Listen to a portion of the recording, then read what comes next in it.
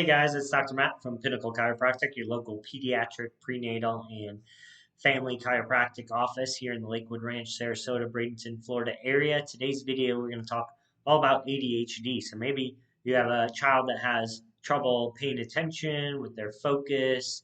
Maybe you have a child that has difficulty with controlling their impulse or has impulsive behaviors, or maybe you just have a child that's super active or overly active. They've got that brain that just seems like it's always on. It's go, go, go, go, go, go. These are all symptoms that are so common to get tested and then bucketed into the diagnosis of what is labeled as ADHD. So, having talked to hundreds of parents about this diagnosis and the natural ways to help it, there is still a lot of confusion on if a child actually has ADHD. What are the causes, and how can we help them without medication? So, in this video, that's what we'll kind of talk about. We'll look through ADHD through a different lens than just as a label or a diagnosis. We'll unpack it to see if the symptoms and then how the brain and the nervous system influence these systems of the body that bring about the attention, focus, and impulse control struggles. So, going back to a main root cause will help truly make sense of ADHD and help you find answers to address the difficulties. So this video is really for you parents out there that maybe you're looking for more options that are drug free or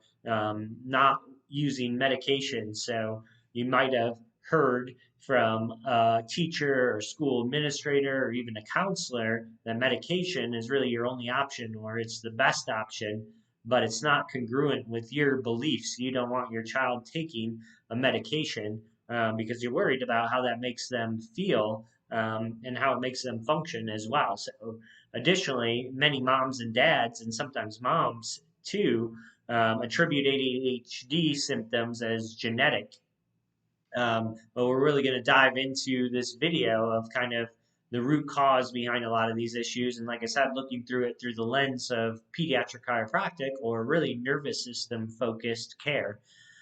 So this video is really designed to, like I said, look through that different lens. ADHD isn't just a struggle in the brain, it's the nervous system input to the brain. It's what's coming back to the brain from the spine and the spinal cord.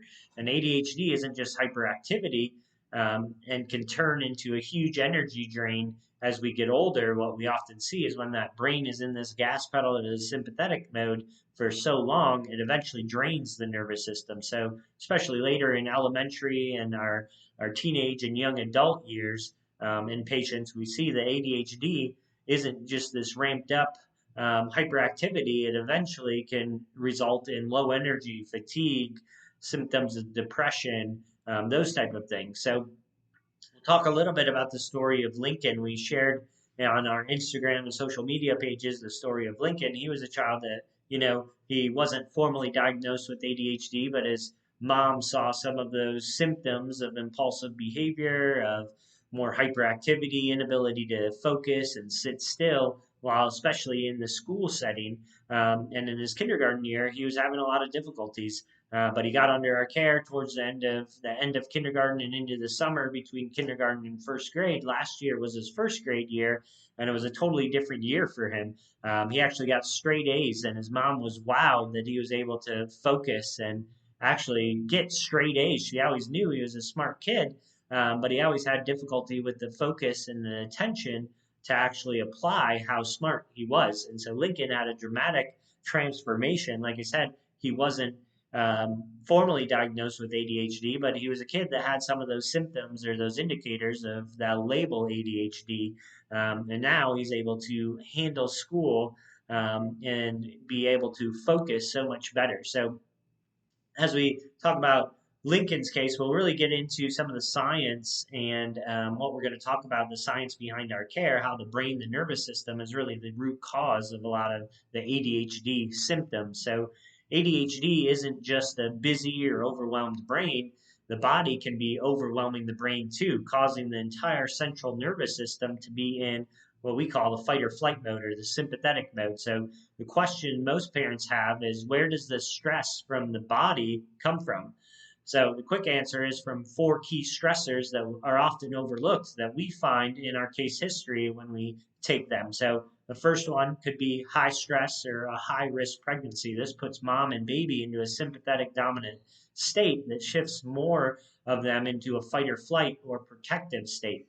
That's the first key stressor. The second one is birth intervention. So things like forceps, vacuum extractions, C-sections, or even inductions. These place a physical component of stress, most commonly within the upper neck and the shoulders area, and that overwhelms the neuromotor development of the child. The third one is often a warning sign or a stressor is the fussy or colicky infant that had a lot of reflux or constipation struggles that continue to overwhelm our autonomic nervous system.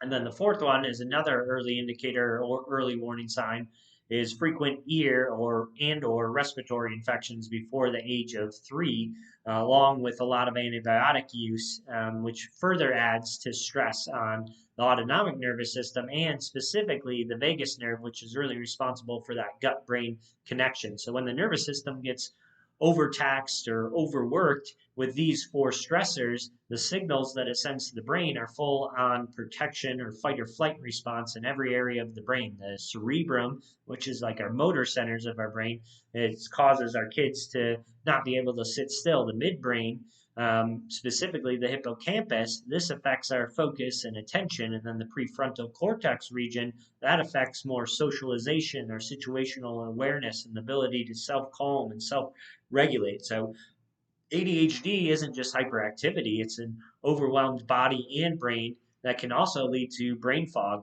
focus and attention issues. And if it's not addressed, it can result in, especially when the kid gets older, into older elementary school, middle school, high school age, can result in a huge energy drain for the kids that we're taking care of. So this is actually quite common to see with ADHD, especially those that have struggled with all 4 of the causes above to be more wound up and tired out instead of hyperactive. This happens for these main reasons. It's really when the system is in that sympathetic dominance or that fight or flight mode for a long time, high energy, low sleep, constant stress, it eventually leads to burnout and demotivation, tiredness, and grumpiness.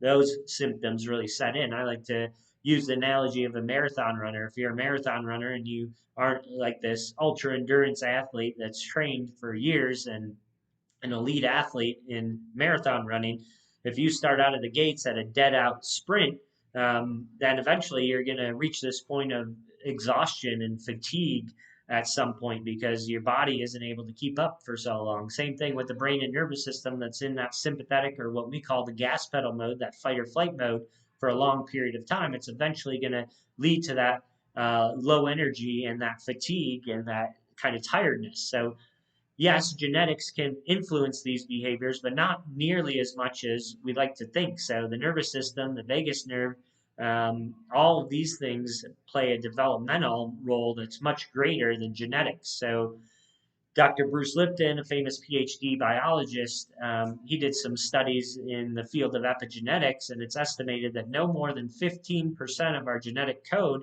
actually determines our outcomes. This means that 85% is up to us. It's influenced by our internal and external environments, which this is incredibly encouraging because that means that even though dad may struggle with attention and focus, it doesn't mean that their kids have to as well. Yes, genes kind of create these things that we pass down to our children, but it's really our environment that affects the expression of those genes.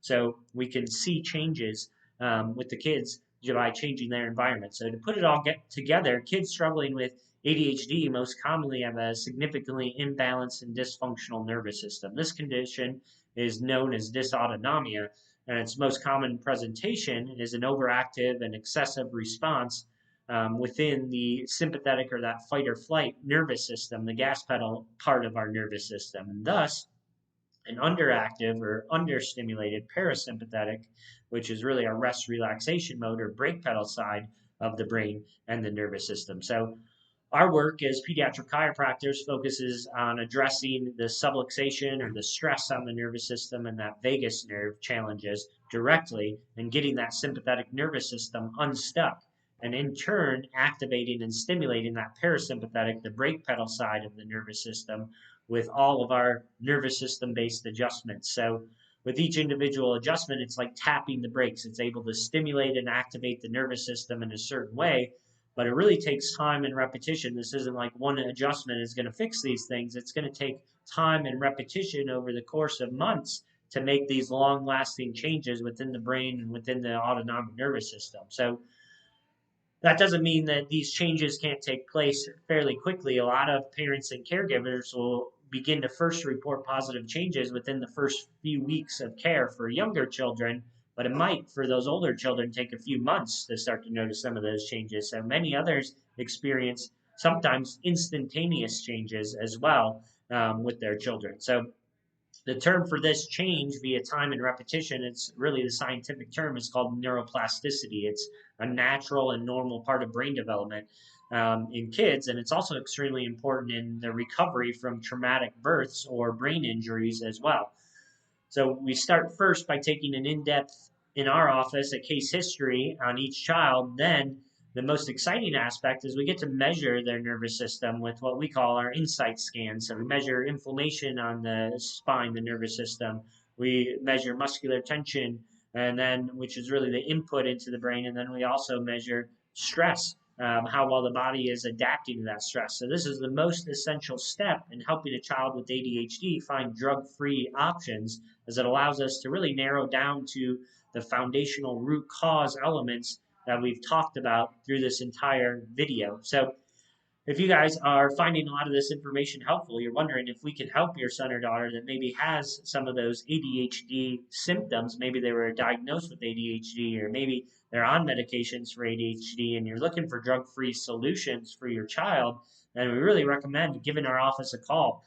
We can set up a free consultation, 941-822-8828. We can also set up those scans that I talked about in the evaluation on the nervous system, and then put together a plan to helping your child get better. If you're new and you want to just continue, if you're new to following us, or this is the first time seeing a video like this from our office, we invite you to follow our social media pages. Follow us on Instagram, follow us on YouTube, follow us on Facebook. All of those social media channels are continuing to pop out content like this, and it is educational and informational about how we help kids with these different struggles. So hope you guys really enjoyed this video.